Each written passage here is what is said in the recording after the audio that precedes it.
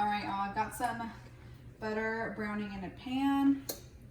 I'm just gonna add a little bit of white wine.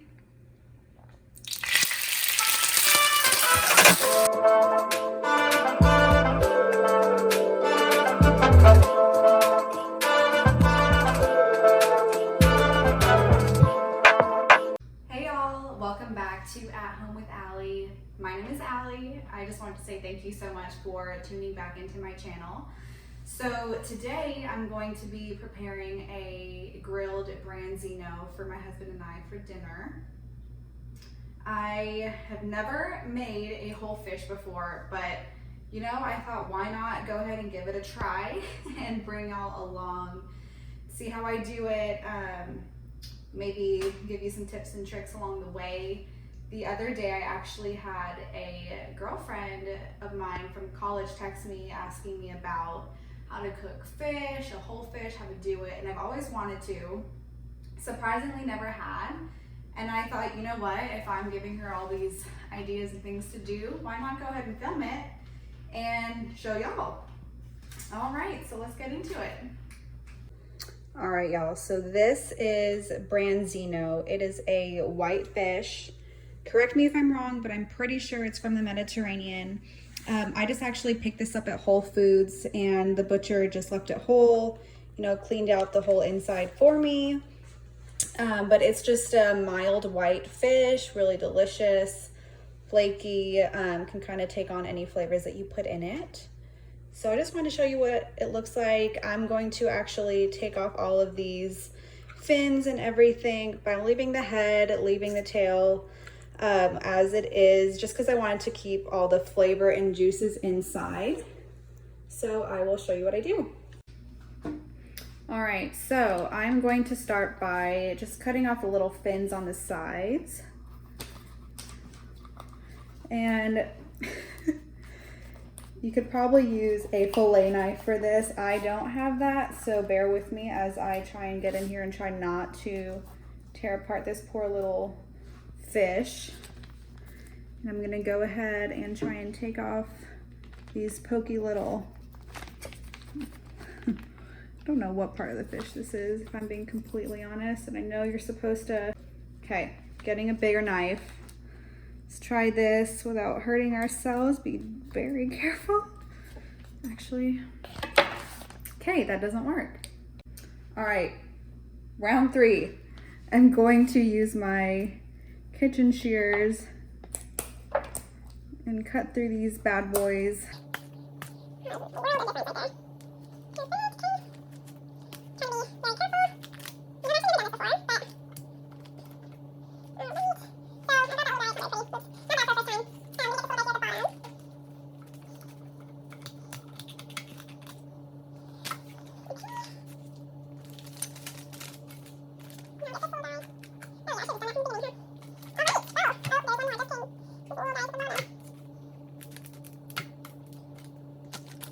All right, y'all, so cleaned them up, got all the little guys off everywhere.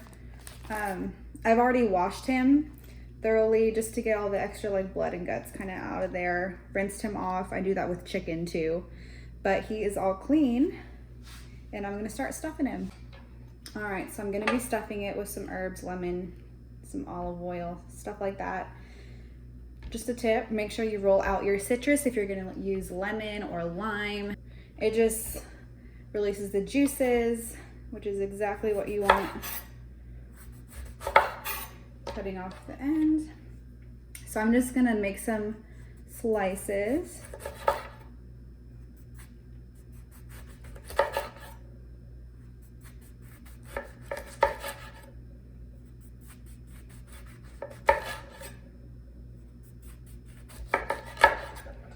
That one wasn't very good, was it? That should be good, right? It might save this for a sauce or something. All right, got our lemon. All right, I got some of my dill. I didn't grab too much. I'm just wanting to add some like nice freshness to the inside of the branzino, you know, give it some flavor, aromatics.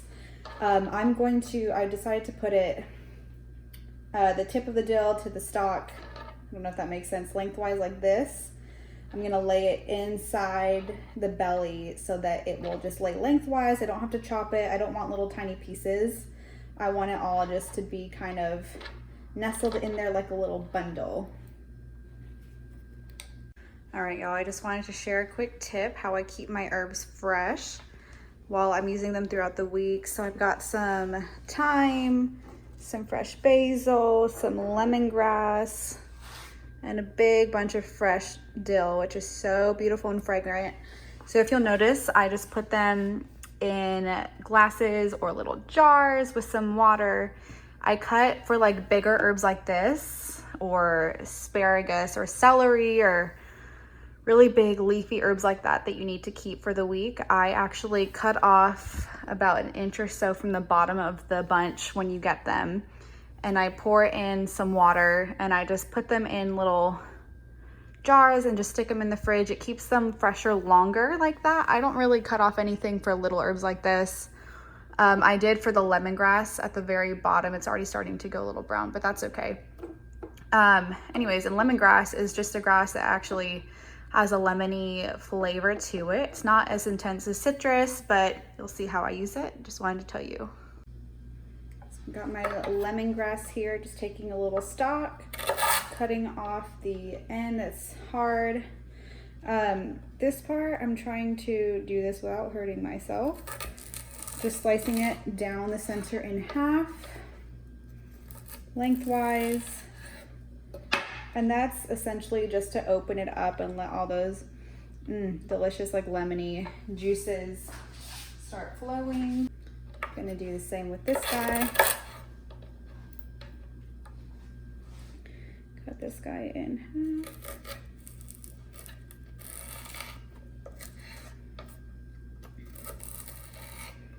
And again, just cut that guy in half, set those aside. All right, and last but not least, I'm taking some little sprigs of this thyme.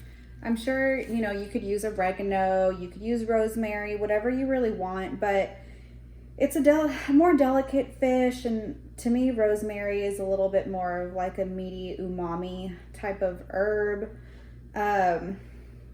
Probably use it more in like a lamb or some sort of meat. Not this fish in particular, not the flavors I'm going for. But like with the dill, I'm just gonna make long little bundle just to kind of stuff in the center of the branzino, kind of like that, just to allow some aromatics from the herbs to add some delicious flavors to the fish. All right, y'all, so we got our mise en place, everything in its place. All of our herbs, lemon. I decided to do some garlic to stuff our branzino as well. This would be really delicious if you did some thinly sliced red or green chilies. But I didn't want a whole lot of spice tonight. I was kind of going for more of the Mediterranean vibe. So let's go ahead and stuff them. All right, y'all, just a pro tip. I actually tied my herbs together with some just cooking twine. Just cut a little piece so it all stays together. And now I'm gonna just put maybe 2 stalks of the lemongrass inside. It doesn't need a lot because we're also gonna do the lemon. You can use it, you can freeze it and save it for, you know, soup or something like that, but I think 2 should be good. You can do less dill, you can do more herbs, you can do different herbs. It's just kind of your preference. It's okay if it's poking out. You know, I cut some off because it was a little much, and that's the beauty of cooking. It's a lot easier to adjust as you go, and food is pretty forgiving for the most part when things are cooking for a while. So this is what we got so far, and I'm gonna add a few cloves of garlic and lemon. Here he is, our little stuffed branzino. I ended up doing 4 little ties just to keep all that good stuff inside. And I forgot to mention, it's really good, even with meat, if you're trying to brown some meat or chicken or steak or something, just to pat your meat dry. Just taking all the liquids off really helps the cooking process and for it to brown or sear if you're trying to do that. All right, guys, so we got our branzino all prepped, I'm just gonna coat him in a little bit of olive oil, just a little bit, just to get like a nice little color so he doesn't stick. Just spread it with your hands, best tools you got. Just gonna coat this guy evenly all over. Just some good cooking olive oil. It doesn't have to be that good, you know, finishing stuff by any means. See if I can do this left-handed. Perfect.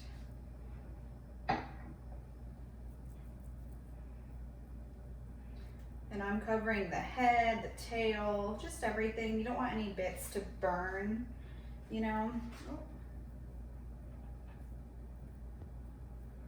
So that's kind of what I'm doing.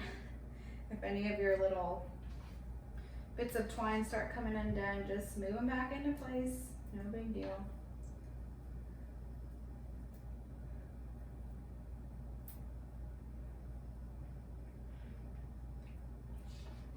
And if you haven't already, go ahead and just coat him with just a little layer of salt and pepper to your liking.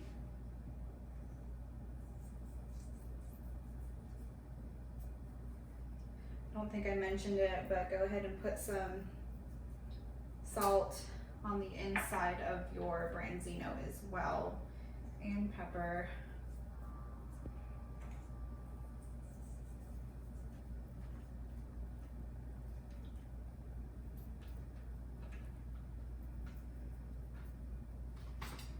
And just wash up real quick.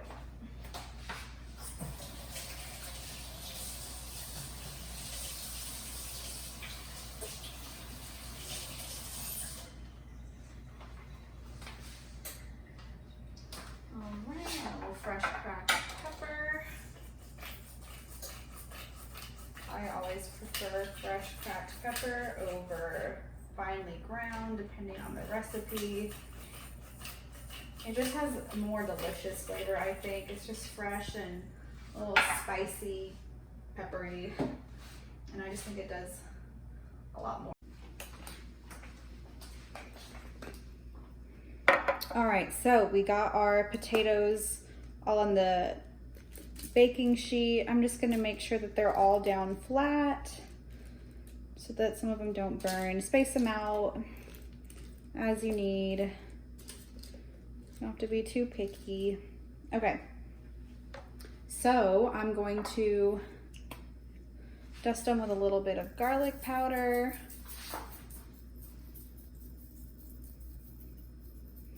We like garlic in this house, so I'm gonna be a bit generous with the garlic powder, but just add it as you need it. I'm gonna do some fresh cracked pepper as always. We love pepper in this house on everything. Grew up with a dad that put pepper on virtually anything he could.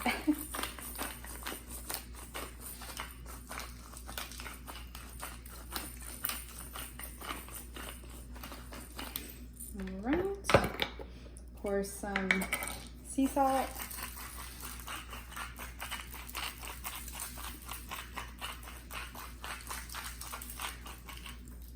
It may seem like I'm adding a lot of salt, but you'd be surprised how much salt takes to actually flavor a whole dish like this. I think I'm actually gonna add some thyme, just a few sprigs. All you gotta do is take the thyme. So it looks like this, all the little leaves and little fronds are going upwards. Just take it down like that. And just sprinkle them all over.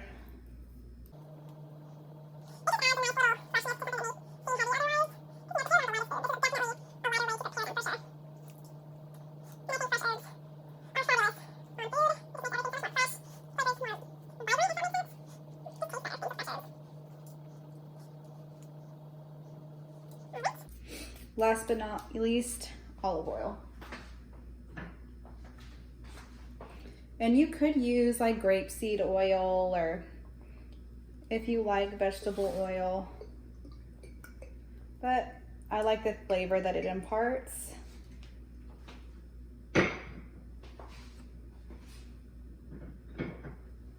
And now we toss. It's okay, don't worry. Happens to me all the time. Just toss it. No one will know. All right, 350. I'm gonna try for about 20 minutes, and then if we need to flip them so they brown on all sides, we'll flip them.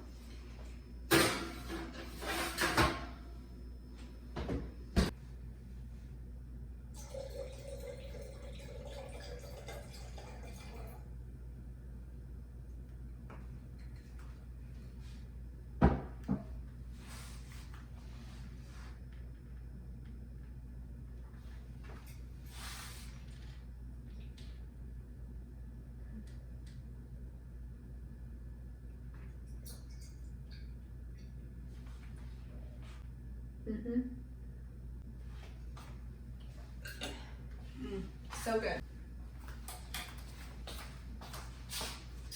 All right, we are back. So I've got my bowl all ready to mix up my ingredients. I've got some beautiful, beautiful heirloom tomatoes.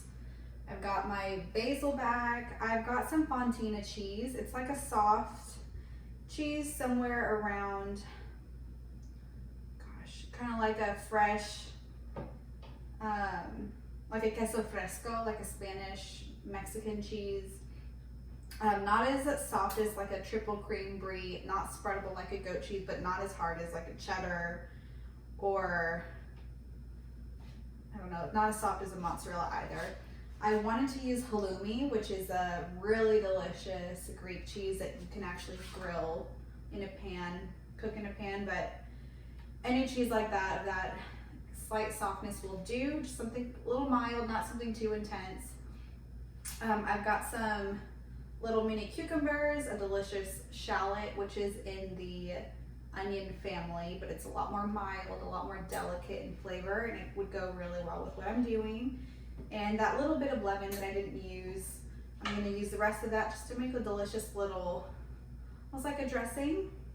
I might even grab some red wine vinegar out of the fridge in a moment. I'll do some salt and pepper, and that'll be it. So, okay, I'll start with my tomato.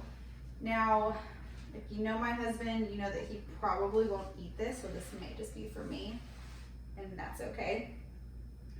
I will just take whatever is left over to work.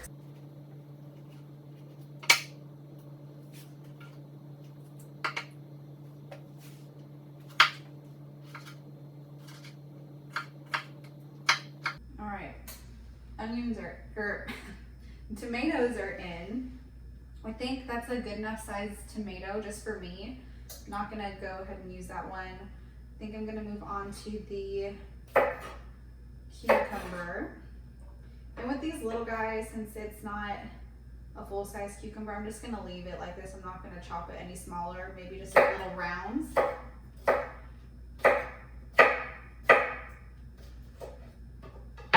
Just like that. Nothing fancy. Well, and if you don't like cucumber, you don't have to use it. I know cucumbers aren't for everyone, although I love them. And I think my favorite, if you don't have little mini cucumbers, which is all I just happened to pick up at the grocery store, I would use English cucumbers, not those, you know, the really thick cucumbers that I'm talking about with the really dark green skin that are really hard to peel, and they're not very flavorful. These are very sweet, as are English cucumbers. Tastes a lot better. If you've got homegrown, even better. I think I'm gonna leave it there with the cucumber. I think that looks pretty good. If you need to add more, by all means, you do you, boo-boo. So I'm probably gonna use maybe 1/3 to half of this cheese. And I'm just cutting it lengthwise in little pieces. So I just cut out like little triangles. Just easier to, like I said, Put your fork in. We want it chunky. If you want it smaller, that's fine too. This looks pretty good. I actually might. So good. It's got a very buttery, only slightly salty bite to it. Hey, baby. It's my dog, Ruby. You want a little piece of cheese? Good girl. Now I'm gonna go ahead and add my shallot. I think I'm only gonna do half of it. And if you peel back this little paper, typically little shallot packets, as I call them, have two, I don't know if you can see this in the camera, two little things in there. So you just unpeel it, and that's a shallot. It's a really pretty lavendery purple lilac color. Just cut off that little end, and we're gonna slice it down the width, just very, very thin slices. All right, we're just gonna add this to our salad. Just make sure to separate the little layers of the shallot while you're doing it. Fighting back the tears, because again, this is in the, oh God, this is in the onion family. And I am always at a loss because onions always make me cry. Leave me a comment and let me know what are some tips. Whew, okay. All right, give me just a second.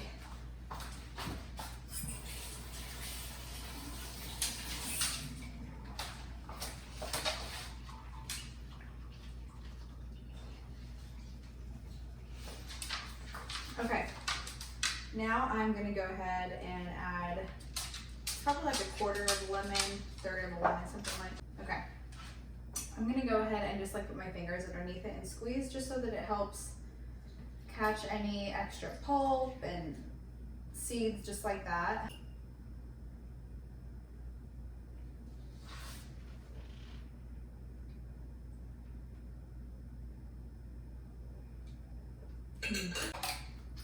All right, y'all, so now I'm gonna grab a few leaves of this, oh my God, amazing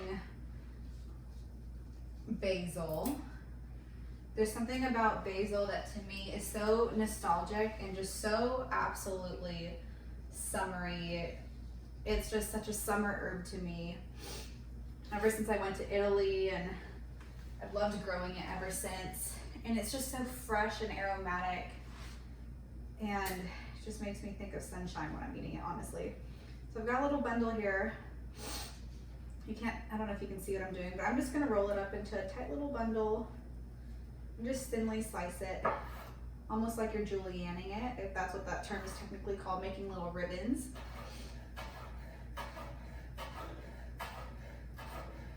You can add as much or as little basil as you like. I personally love the aroma of basil, so I made sure I got a good little handful there. And just sprinkle it all over your little salad. Oh my gosh, if you could smell this right now, it smells like heaven. All right, y'all, so I already went ahead and added my olive oil, red wine vinegar, salt and pepper to taste after adding that lemon juice off camera. So now I'm just gonna go ahead and mix it all together if I can without making a massive mess. Oh my God, it smells so good. Feels like the last little leg of summer as we head into fall. And don't get me wrong, I love me some fall recipes, 100% here for it. But we're gonna let this sit in the fridge and let all these delicious flavors just kind of meld together. So I didn't film this after I put the salad in the fridge, but we wrapped the branzino in aluminum foil and we set it on the grill that Hunter set to 350 on pretty direct heat. and we let it cook on one side for about 12 minutes, and then we flipped it over to cook on the other side all the way through. So in total it was about 20 to 24 minutes cook time on the grill. And as you can see, we added some halved zucchini for Hunter because he loves zucchini. And here we are just hanging out, talking, catching up while our yummy branzino cooks.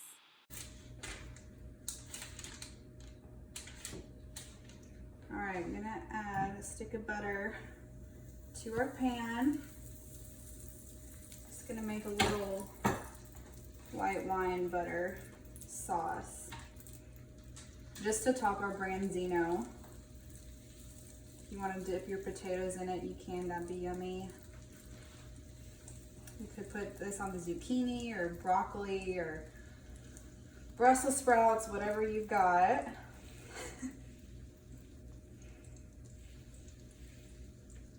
All right, well that's going. And just so you know, I've got it on a medium-low heat. I'm gonna add a little bit of white wine. We're gonna let that cook down. All right, so our white wine and butter has been cooking down for the last couple minutes. I'm just gonna add a little bit of lemon juice to it. Give it a little bit of a stir.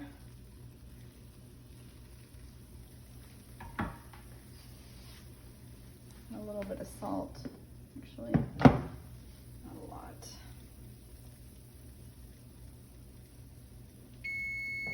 Nope. Potatoes are done.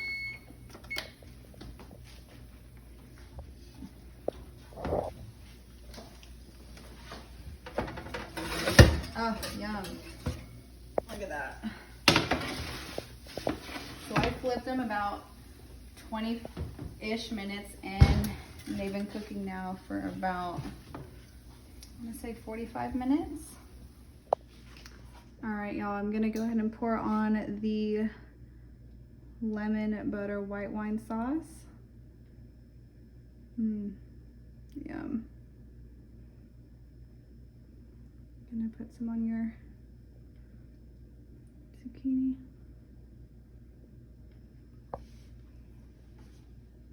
Thank you so much for tuning in to today's video, everyone. I really hope you enjoyed it. Let me know in the comments down below if you tried out these recipes and what you thought. I really appreciate you watching. And go ahead and hit that subscribe button if you want to get notifications for weekly videos, and hit that thumbs up if you liked what you saw. Well, thanks again, and I hope you have a great rest of your week. Cheers.